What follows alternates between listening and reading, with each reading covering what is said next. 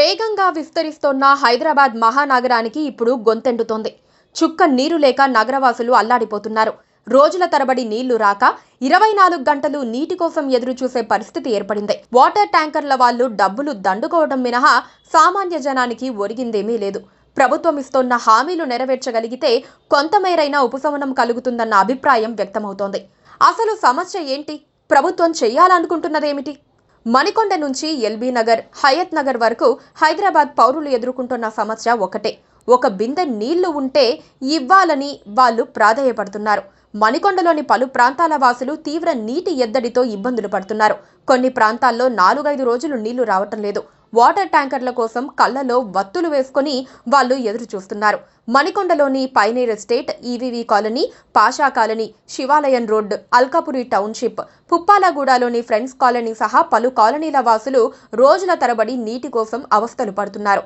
అక్కడ వారికి పైపుల ద్వారా వచ్చే నీళ్లు రావటం లేదు. దీంతో ఉపశమనం కోసం ప్రైవేటు వాటర్ ట్యాంకర్లను ఆశ్రయించాల్సి వస్తోంది.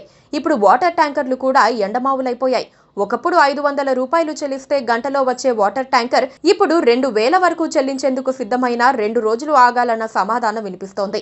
గత వారం రోజుల్లో సరఫరా హెచ్చుతగ్గులకే ప్రైవేటు వాటర్ ట్యాంకర్ల వాళ్ళు రేట్లు పెంచేశారని కాలనీల వాసులు వాపోతున్నారు.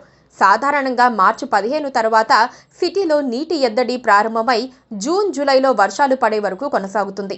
ఈసారి విచిత్రంగా ఫిబ్రవరి 3వ వారం నుంచే జనానికి చురుకుముడుతోంది.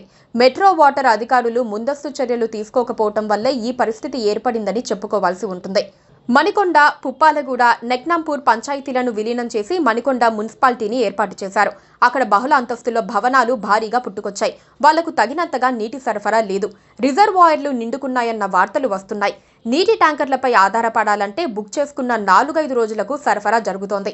ఈసారి వర్షాలు సరిగ్గా లేకపోవటం, చలికాలం త్వరగా ముగియటంతో జనవరి చివర్లోనే కాస్త ఎండలు మొదలై ఫిబ్రవరి మధ్యకాలానికి అవి బాగా పెరిగాయి. దాంతో నీటి వినియోగం పెరగటం, సరఫరా తగ్గటం చకచకా జరిగిపోయాయి. గతానుభవాలను చూస్తే 10 ఫ్లాట్స్ ఉన్న అపార్ట్మెంట్లో నీటి కోసం నెలకు 50,000 రూపాయలు ఖర్చు చేసిన ఉదంతాలు కూడా ఉన్నాయి. ఈసారి జూలై వరకు అదే పరిస్థితి రావచ్చన్న భయం నెలకొంది. పంచవటి కాలనీ లాంటి చోట ఏడాదిగా నీటి సమస్యలున్నాయి. హైదరాబాద్ నీటి సమస్యలపై సమగ్ర విచారణ చేయాలని కోరేవాళ్లు ఉన్నారు. ఎందుకంటే సమస్య మణికొండతో అంతం కావటం లేదు. సిటీ మొత్తంలో ఇదే పొజిషన్ కొనసాగుతోంది.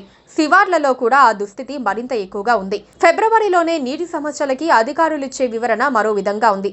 హైదరాబాద్కు నీళ్లు వచ్చే సింగూరులో 2 వరుస బందులు నీటి సరఫరాకు అంతరాయం కలిగింది. Southern power distribution company of Telangana limited కారణంగా తొలి దశ ఆగిపోయింది. డయా సింగూర్ లైన్లో లీకేజీ కారణంగా అత్యవసర షట్ డౌన్ అవసరమైంది.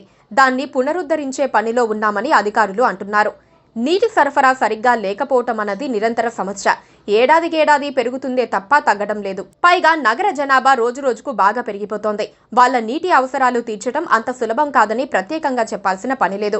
రేవంత్ రెడ్డి ముఖ్యమంత్రి పదవిని చేపట్టిన తక్షణమే హైదరాబాద్తో పాటు రాష్ట్రంలో తాగునీటి సమస్యపై దృష్టి పెట్టారు. విశ్రమించకుండానే తక్షణమే చర్యలు చేపట్టారని అధికారులను ఆదేశించారు. హైదరాబాద్ నగరానికి రోజుకు 270 మిలియన్ గ్యాలన్ల నీరు సరఫరా చేసేవారు. అలాగైతేనే జనానికి సరిపడా తాగునీరు అందుతుంది. ఇప్పుడు అది చాలా వరకు పడిపోయింది. ప్రస్తుతం ఏడాదికి 37 టీఎంసీల తాగునీరు కావాలి.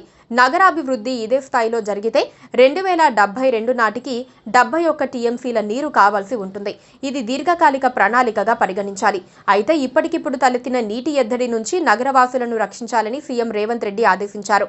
మల్లన్న సాగర్, కొండపోచమ్మ సాగర్, రంగనాయక సాగర్ నుంచి అదనపు నీటిని వాడేందుకు అనుమతి ఇవ్వాలని అధికారులు సీఎంను కోరారు. సమగ్ర సర్వే నిర్వహించి ఎక్కడెక్కడ నీటి సమస్యలు ఉన్నాయో తెలుసుకుని తగిన చర్యలు తీసుకోవాలని ఆయన సూచించారు. ఈ పరిస్థితి హైదరాబాద్ నగరానికే కాకుండా మారుమూల గ్రామాలకు సైతం ఉన్నందునే నిర్దిష్టమైన కార్యాచరణ అవసరమన్నారు. నాగార్జున సాగర్, శ్రీశైలం ప్రాజెక్టుల నుంచి తాగునీటి జలాలు తీసుకోవాలంటే కృష్ణానది యాజమాన్య బోర్డు కేఆర్ఎంబీకి లేఖ రాయాల్సి ఉంటుందని అధికారులు తెలిపారు. ఎంత నీరు అవసరమో సమగ్రంగా సమీక్షించి వెంటనే కేఆర్ఎంబీకి లేఖ రాయాలని ముఖ్యమంత్రి సూచించారు. అయితే ఈ మీటింగ్ తర్వాత ప్రాజెక్టులను కేఆర్ఎంబీకి అప్పగించకూడదని రేవంత్ ప్రభుత్వం డిసైడ్ అయ్యింది. మరిప్పుడు ఏం చేస్తారో చూడాలి.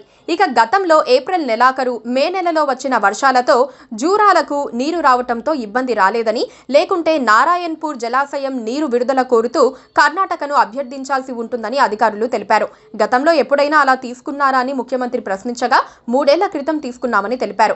అయితే దానిని చివరి అవకాశంగా తీసుకోవాలని ముఖ్యమంత్రి సూచించారు. నగరానికి నీరందించే కృష్ణా, గోదావరి రిజర్వాయర్లలో డెడ్ స్టోరేజీ రాలేదని, అందువల్ల ఎత్తిపోయటం సులభమే అవుతుందని హైదరాబాద్ ఇన్ఛార్జ్ మంత్రి పొన్నం ప్రభాకర్ వెల్లడించారు. సుంకేసుల ఇంటేక్ ప్లాంట్ దగ్గర పంపులు పెట్టి నీటిని ఎత్తిపోస్తున్నట్లు మంత్రికి అధికారులు వివరించారు. ఇక బోర్వెల్స్ ని పునరుద్ధరించే ప్రక్రియను వేగవంతం చేయాలని కూడా ప్రభుత్వం ఆదేశించింది. ప్రైవేటు ట్యాంకర్లు కాకుండా కాలనీలకు ప్రభుత్వం సరఫరా చేసే ట్యాంకర్ల సంఖ్యను కూడా పెంచాలని సూచించారు.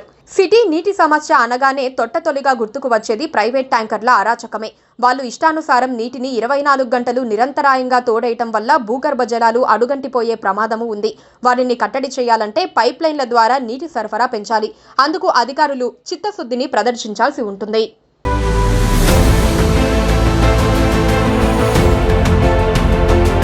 Please subscribe to KTV Telugu. KTV Telugu. KTV Telugu. KTV Telugu channel.